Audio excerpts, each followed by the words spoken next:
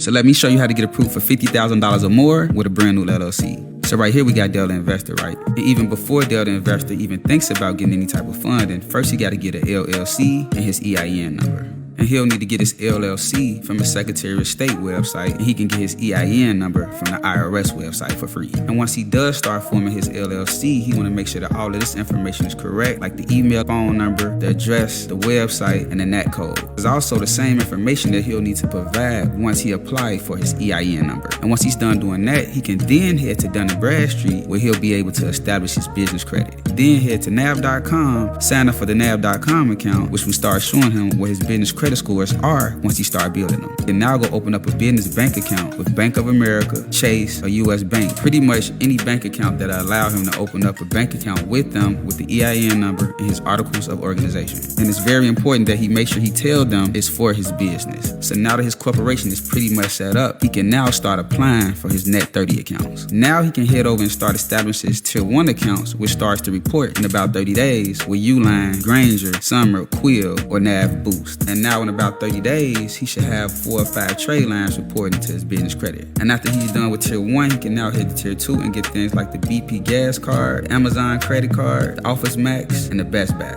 Tier 3, this is where we check the bag at. This is the high level where we can get things like Chase, American Express, Capital.